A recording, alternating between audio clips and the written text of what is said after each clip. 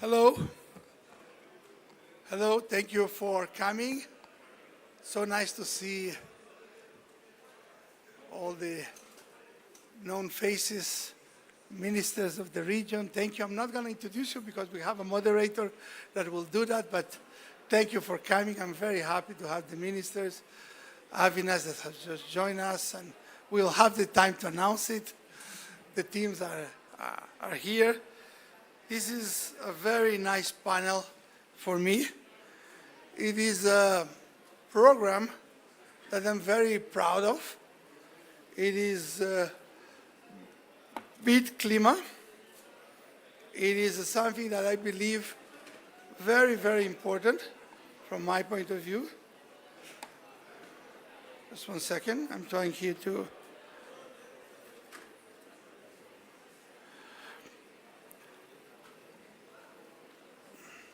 As you know, climate change poses a massive global challenge, especially in Latin America and the Caribbean, which is more vulnerable than other regions. And I'm going to tell you why. Just as the cost of climate-related events are enormous and rising, so too are the costs of mitigating and adapting to climate change. In fact, to meet its mitigation and adaptation needs, Latin America and the Caribbean may have to invest up to 1.3 trillion per year, or 12% of the region's GDP. Today, even if all the multilaterals in Latin America and the Caribbean finance it, the climate action, it will cover just over 3% of the investment needed, the MDB reform. That's why I think the G20 and others are calling on multilateral development banks to pursue reforms to unlock financing at the scale needed to tackle climate change. The IDB fully supports the MDB reform and the system. We're going to assume we're going to be the presidents of the multilateral development banks and regional development banks this year, and we will also work closely with the G20. G20 is coming to the region. This is an opportunity for us to develop an agenda, and this agenda is important. We share the agenda of reform that focus on standardization and coordination, including for climate and nature projects, to deploy innovative financial instruments like the ones we're going to talk today.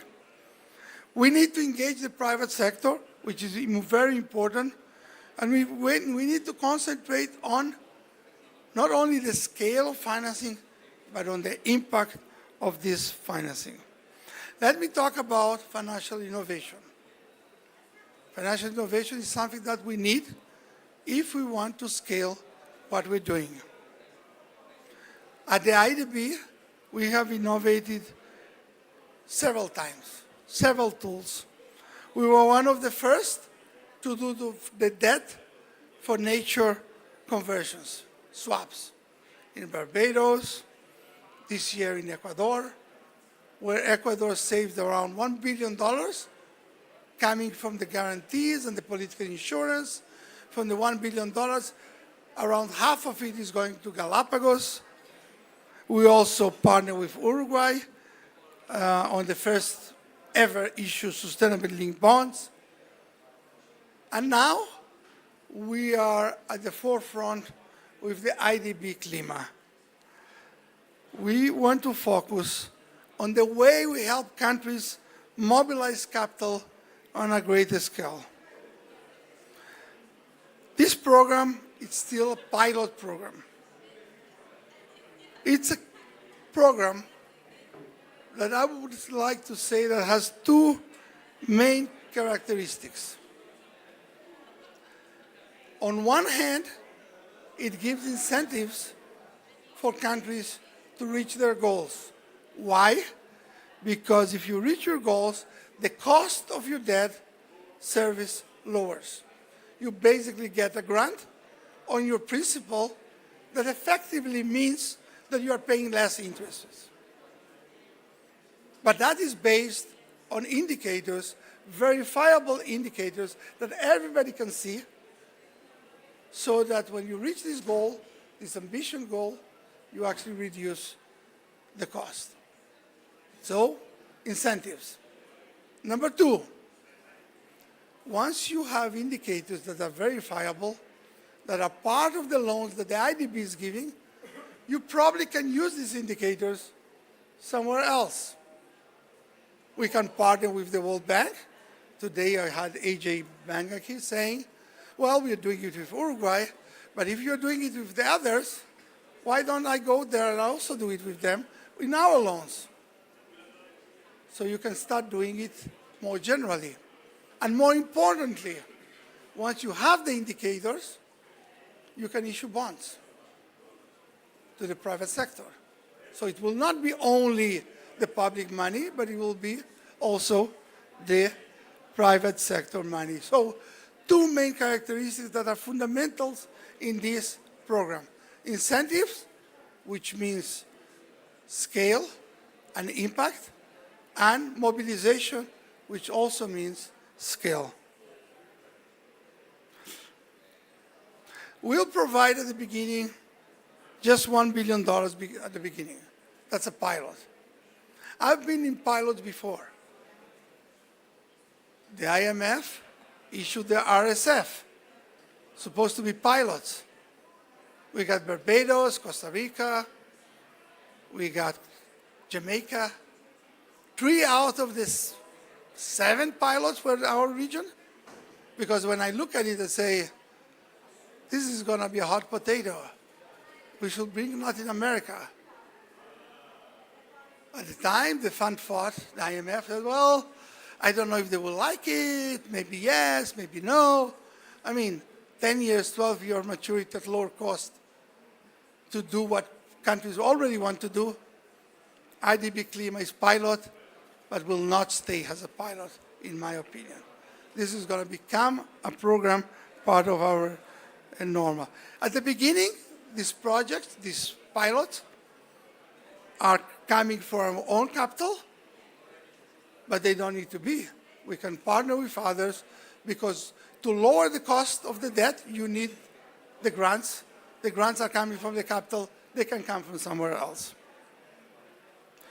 So IDB CLIMA is a great example of how we can innovate and truly make it pay for countries to tackle climate action.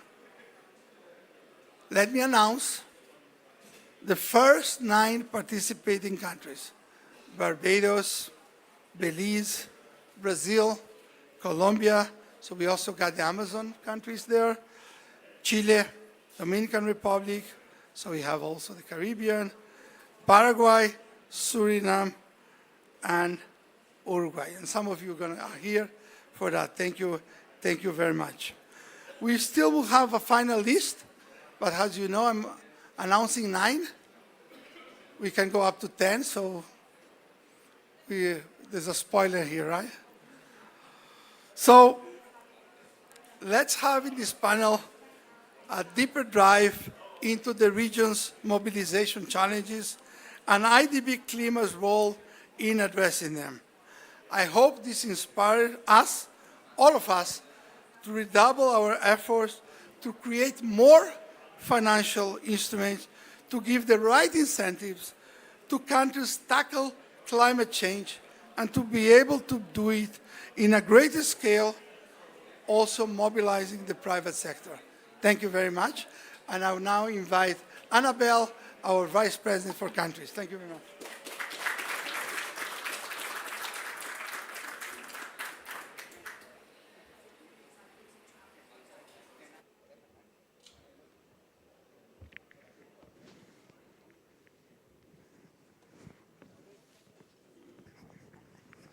Thank you very much, President Goldfund, for setting the stage for this conversation, and good afternoon to everyone. I would now like to introduce our esteemed panel. We are honored to discuss this very important topic with 3 of our region's key policy makers, Minister Carlos Fernandez from Paraguay, Minister Azucena Arbeleche from Uruguay, and Mr. Avinash Persaud from Barbados, who is the Special Envoy to Prime Minister Mia Mottley on Investment and Financial Services. We're also honored to welcome Ms. Heike Henn, Director for Climate, Energy, and Environment at the German Federal Ministry for Economic Cooperation and Development. Thank you all for accepting our invitation. So, as President Goldfein just mentioned in his opening remarks, current flows for nature and climate need to be scaled up to meet the objectives of the Paris Agreement. And this is especially true for vulnerable countries who are already having to face the impacts of climate change on a daily basis. So I would like to start with Barbados. Barbados is a highly vulnerable country, as we know, but it is also the country that has led the call for reform to the financial system to support climate and nature action through the Bridgetown Initiative. So, Avinash, could you please share with us the key milestones achieved so far, and what changes do you foresee in the future? Thank you very much. It's a great pleasure to be here today. I think the fundamental problem that we've all been looking at is that the amount of money we need to preserve the planet for mitigation, for adaptation, for addressing loss and damage, it's a huge number. In the world as a whole, it's over $2.5 trillion per year.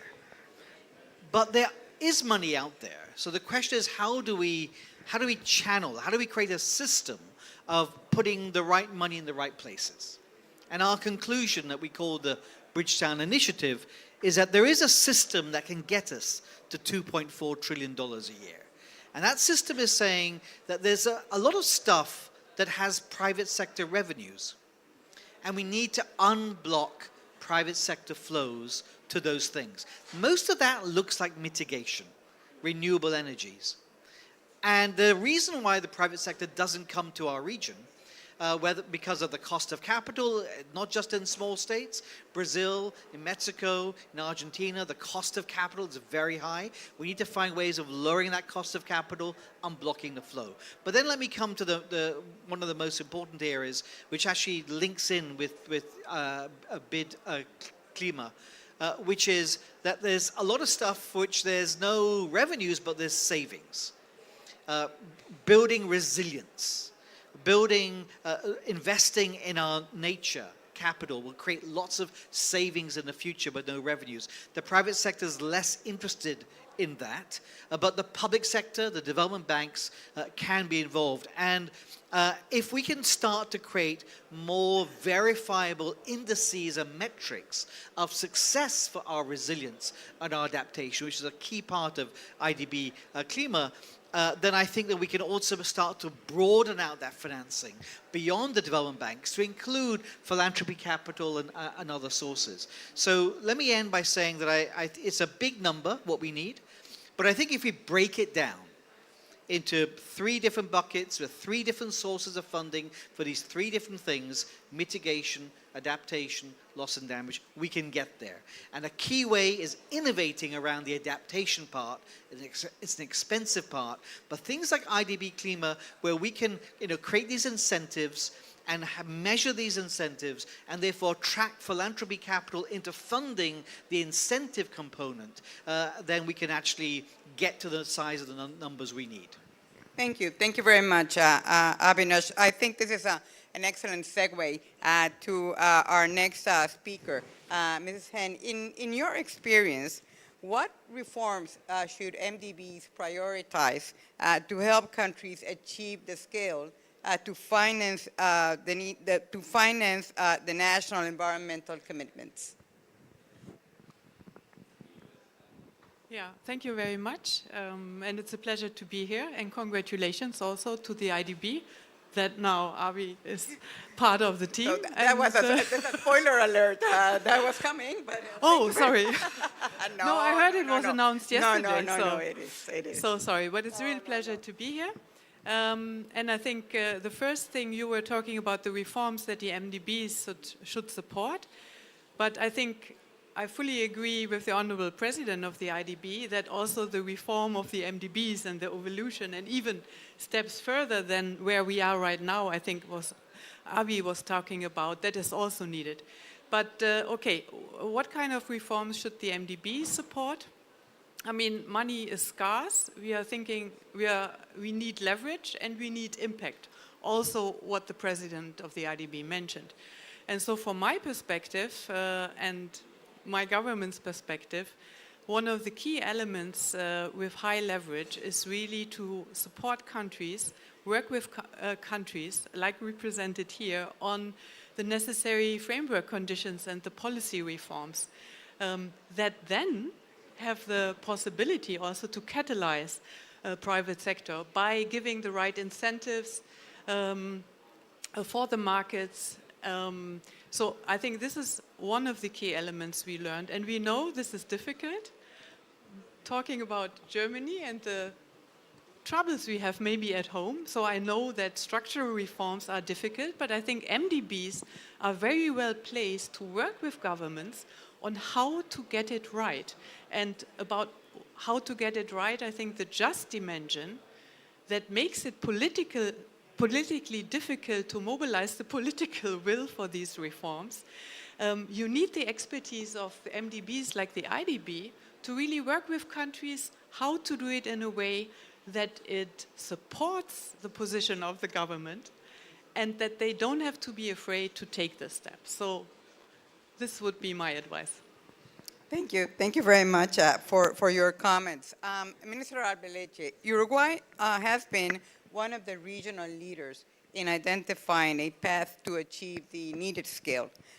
In fact, in structuring of the first sovereign SLB that includes a step-down inspired IDB CLIMA approach, and our teams are working very closely together.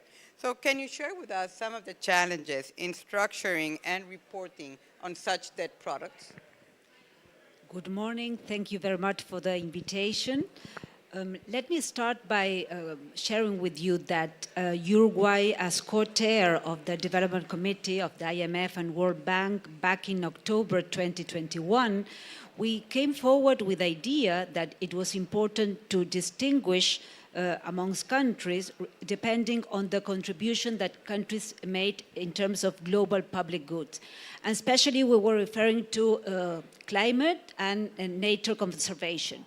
So that was an important point, as Ilan said at the beginning. Speaking about incentives was very important, distinguishing between different countries in terms of borrowing cost according to their environmental behavior. And the other important point that we made at that time was that it was important to have concrete steps, deliver concrete points. So we talked about walking the talk. 1 year later, in November 22, we issued our first, in October, I'm looking at, is it October, Herman, at the director of the DMU? In October 22, we issued our first sovereign sustainability-linked bond that embeds a two-way coupon. There's a step up or a step down related to two key performance indicators that come from the NDCs from the Paris Agreement. But the important point, as you mentioned, is that it is the first time ever that a country is rewarded if it outperforms certain targets. So there is a step down in the interest coupon that we have. And I think that this was a very important point in this bond, because this took us to further, to speak and to work on further structures that today we see in multilateral, different multilateral instruments. This bond had two important indicators: the reduction of greenhouse gas emissions and the maintenance of native forestry. So this, as you see, spans all over our economy, which implies that we do need to have a very strong coordination. Here we have the Undersecretary of Industry, which is part of this work, also Ministry of Foreign Affairs, the Livestock Ministry. I think that's also there. and Ministry of Economy and Finance, of course. So we are speaking of a huge coordination and a new governance that needs to take place. And this also speaks of the political determination that Uruguay shows in terms of reaching the sustainable goals, but also in terms of transparency, accountability, and reporting, that these are some of the elements, as Ilan mentioned at the beginning, that are part of these 3 KPIs that are in the IDB CLIMA. And just to wrap up, let me share with you that IDB has been a very important partner in Uruguay, not only as along the process of the SSLB, but also in working after that in what later became the IDB CLIMA. This is not something new. We have a long-term relationship that lets us bring innovative solution, I would say, for all of us. Thank you. Thank you, Minister. Turning over to you, Minister Fernandez, Paraguay's natural assets offer great opportunities for the social and economic development of the country. So how can MDBs help the country better monetize these natural assets? Yes. Good afternoon, and thank you very much for the invitation, for being here. Monetize the natural assets. That should be done sustainably and responsibly. It's not a question of just using them, because there are so many stories, and very bad stories, about overexploiting those natural resources. And at the end, it's going to be bad not only for their own country, but also for the world. So we need to do it in a sustainable way. Now, what about Paraguay? If you think about Paraguay, we like to say that our flag used to be red, white, and blue. Right now also have the green, something that we're highlighting at this moment. You think about Paraguay, you think about water, you think about fertile land, very good climate, no natural disaster. So we have all the conditions for many things. Of course, I've always said, I'm a bad economist, but it would have been even worse if I tried to play professional soccer. So every one of us, we do have some comparative advantage. In the case of Paraguay, Uruguay also, we do have the capability of providing food security to the world. We're not exporter of raw material anymore. We are securing food security to the world. And we have to do that again, with a word I have to repeat constantly, responsibly. So what Paraguay is doing to monetize those natural resources is to produce food and also beef in a sustainable way. Just as an example, around 95% of all the production, agricultural production, is being done by direct sowing or direct seeding. That is an environmentally friendly way to produce food. So the asset we're using in a sustainable way. Second, we have water. We are producing clean and renewable electricity. So we're monetizing the water, but we're doing that in a responsible way, producing clean and renewable electricity. And we're not stopping there. Using the natural resources, that is fertile land and water, we're producing soybeans and corn.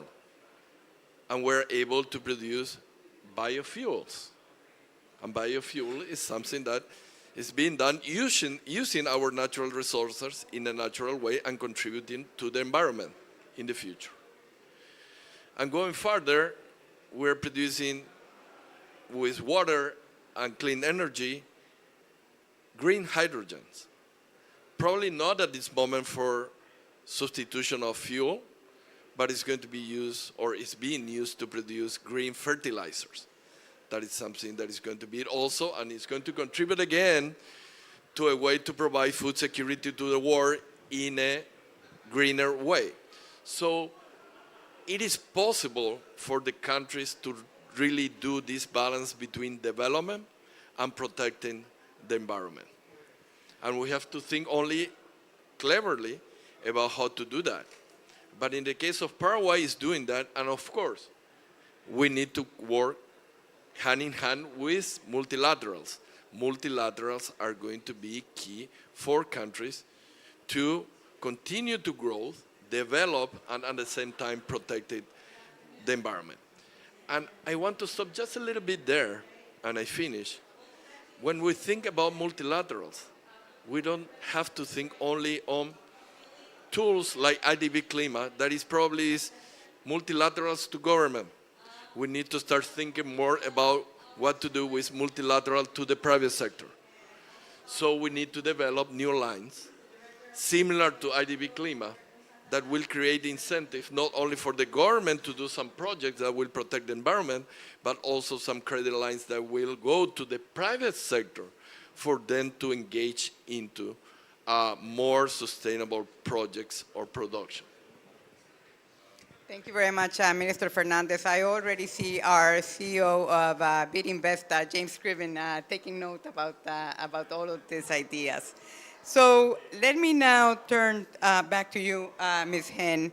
I would like to ask you, from the perspective of a bilateral donor, an important MDB shareholder, how can the development of sustainable bond markets be further supported? And what role do you see for MDBs?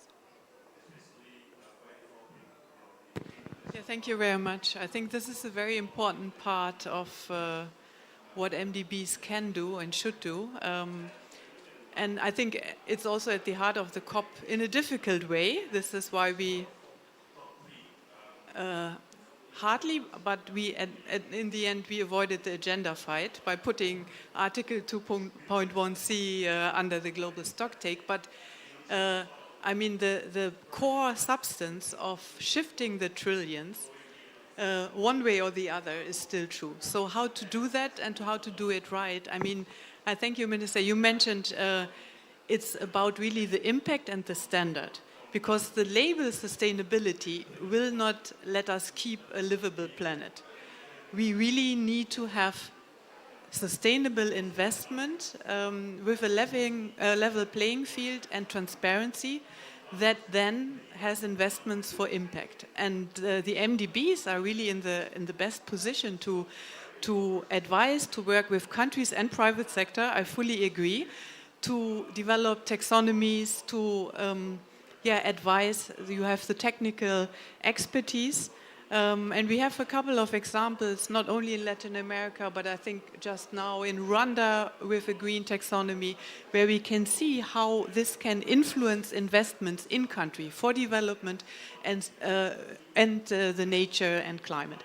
And I think us as Germany, we are so really happy to be a partner of the IDB also in this sphere with a couple of projects, the LAC Green Financing Facility, the Green Bond Transparency Platform, and also the IDB KfW Green Bond Partnership. And we are happy to continue in this direction, and we highly applaud also the IDB for IDB CLIMA. And you mentioned IDB, Ida, the pilot character. We hope, and we are quite sure with the 9 or 10 countries, that you develop it really to a catalyst that also is a signal to the markets, private sector and other MDBs, what we can achieve. What MDBs that have really ambition and innovation, what they can achieve. So I trust really in your capacity to be ambitious and innovative, and happy to be a partner in that. Thank you. Thank you very much. This is an interesting point that you make, because BID CLIMA, for now, is something that we have been doing with our own resources. But if we have partners who also want to join us in this initiative, we could certainly scale up to the 26 countries in the whole region. So thank you very much for that. So Avinash, building on the role of MDBs, Barbados had a Debt for Nature transaction in 2022 and is currently preparing a Debt for Climate transaction with the IDB. So what role have innovative instruments played in Barbados' resilient investments and sustainable management of its debt? And how, in your view, could IDB CLIMA enhance this strategy? And let me give a couple examples because we've been having an enjoyable but fairly high-level conversation. So let me bring it down to a couple examples. So on the first debt swap we did, basically Barbados borrows in the capital markets at around 8 to 9%. And if anything, with US interest rates going up, that number is edging higher. With the IDB guarantee, we were able to effectively reissue that debt. We bought it back and sold it out again at a more like a 4% interest rate. So a massive interest rate savings. And we took all of that savings and we invested it in marine conservation, creating 40% of our marine space to be a protected space and creating the infrastructure to help protect it. Is all very well saying it's protected, but do you have the boats and the ships to monitor it, the actual monitors that will go out there and give you real-time information? So that is what we did. That was our debt swap version 1. We're now building on that, working with the IDB on version 2, which is going to release 3 times more money and will completely refurbish and elevate our sewage system on the south coast. And the reason why that's very important for the environment is that not treating that sewage well has completely destroyed the inner reef in Barbados. So we have 2 reefs. We have the outer reef, the inner reef. The inner reef has largely been decimated by fertilizer runoff, but also poor treatment of wastewater. So now we're going to solve that problem as well as working on regrowing the reef. And the final example I want to give, which I think fits in with this new model that IDB CLIMA is pioneering. Our waste, it's always shocking to tell people this, but basically ends up in a dump. And that has all kinds of environmental problems. When you are a coral island, porous rock, you've got a dump. And 70% of all of our methane emissions were coming from this dump.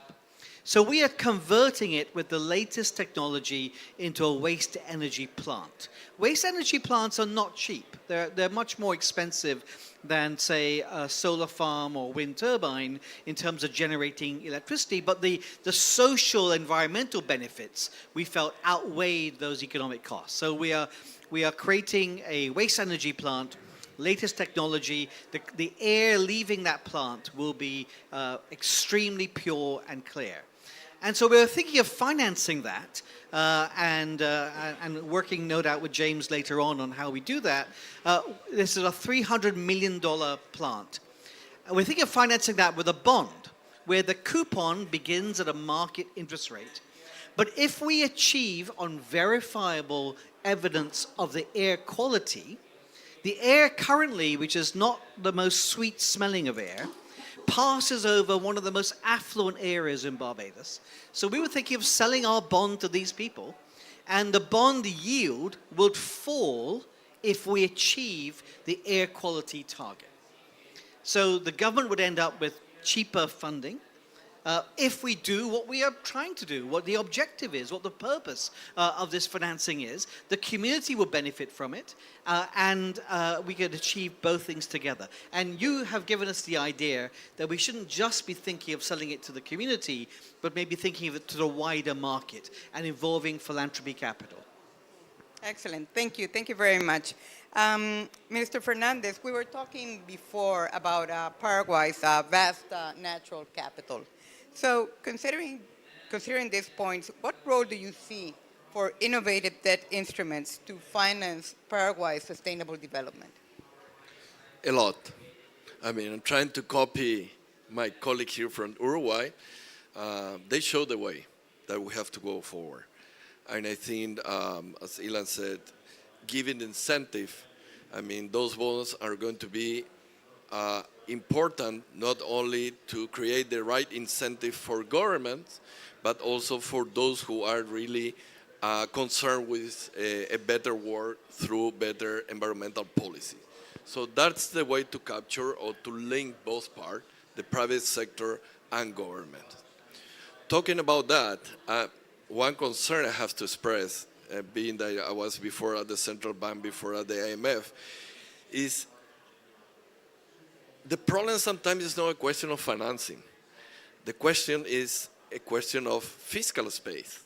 I mean, how we are going to afford to really put 12% of GDP in fiscal debt is impossible. It's unsustainable. I mean, it could be sustainable on the environmental way, but it's going to be unsustainable on the fiscal way. So we need to really engineer new ways of financing. So the NDBs will have a crucial role, not only on providing the funds, also on giving to government the knowledge for issuing this type of bond that you have, and also to develop more creative ways to financing the needs that we have as countries to really secure mitigation and adaptation policies. Otherwise, it's going to be unsustainable. So Paraguay is thinking about that, was working closely with the IDB on the issuance of green/social bonds. So we may be able to go to the market maybe next year. But this IDB CLIMA is also a way of financing that is an alternative way to the traditional financing that is going to be more and more important. Right now we are 9, probably 10 pilot countries, but this is going to be the new normal. This is going to be the new normal with the IDB CLIMA, and in the future with the BID Invest CLIMA also. This is the way we have to go forward. Thank you. Thank you very much, Minister Fernandez. So in a similar way, Minister Arbeleche, you mentioned before that as chair of the Fund Bank Development Committee, you advocated for the need to develop new financial instruments from multilateral institutions. How, in your view, how does IDB CLIMA contribute to this goal? I think that IDB CLIMA fits perfectly well in this idea of distinguishing amongst the different contributions that countries do in terms of this global public good, that is nature, conservation, and climate. So absolutely, this is in the same line. I think that since Uruguay issued this bond in October 22, where we received, as I mentioned, a lot of support from the IDB, we also worked together with the IDB so that this kind of mechanism could be replicable for other instruments, for loans disbursed by multilateral agencies. And this is the case because IDB is distinguishing amongst the different countries according to this contribution to the global public good. So, and let me at this point mention 3 aspects that I think are very important related to this new instrument. First of all, I think that with this instrument, we, Latin American countries and Caribbean countries, we do have the opportunity to afford a greener recovery within our development strategy. This helps us to have this greener recovery. Second, I think that we have a very concrete example of financial innovation and alignment of financial incentives working together with climate action and climate objectives and ambition. So I think that when we bring together incentives, when we bring financial incentives, we bring together the enhancement of monitoring, verification, and monitoring, verification, and reporting and verification together with climate action and objectives, that is the correct way to go. This is a very novel financial approach where we are based on the outcomes of it's an approach based on the outcomes and not on what we put into the how we address things. So I think it is very important. And my last point would be that IDB CLIMA so far is the concessional part of the IDB CLIMA today is based on the balance sheet of the IDB. So the grant, as Ilan said at the beginning, the reduction in capital, in this case, it's not a reduction in the interest rate, but at the end of the day, it's less interest payment that we are paying. That comes from the balance sheet of the IDB. But I think that looking forward, it would be a very good opportunity to invite developed countries, and we've had this conversation with Germany specifically, so that it is developed countries that can pay this concessional part. And this is very much related to what Carlos from Paraguay mentioned, that we have a limited fiscal space. So it's good if we can have resources that come from developed countries with this idea that we are all responsible with what is going on with the climate, but of course developed countries have a higher responsibility because of how we have built into this situation. And just to wrap up, Uruguay is ready on a technical and political point of view to use one of these instruments within the BID CLIMA, and that will be through the Ministry of Industry and our public energy enterprise, because we're working on a loan to be more efficient in terms of energy. Thank you. Thank you very much, Azucena, and you made some great points here. Let me just wrap up this panel by saying that to meet our region's climate goals and the global demands, I think it's been clear from this panel that we need to deploy innovative financial instruments to attract the capital needed for countries to take more ambitious action on climate and nature. These tools hold the potential not only to unlock additional resources, but including from the private sector, but also to catalyze broader positive transformations. Take the case of BID CLIMA. Beyond helping countries benefit from the advantages offered by green and thematic debt markets, it may also lead to positive spillovers, such as reinforced transparency frameworks and the capacity to design better evidence-based policies. So today, from our perspective, marks not just a conversation, but a call for action, a call to our peers, to our partners, and to the global financial community. We hope that this conversation can inspire bold responses so that together we may begin to reshape the international financial system to cater to each country's unique needs, empowering them to drive their climate agendas forward. So thank you all very much for participating in this panel today, and look forward to continued relations based on BID CLIMA and more. Thank you.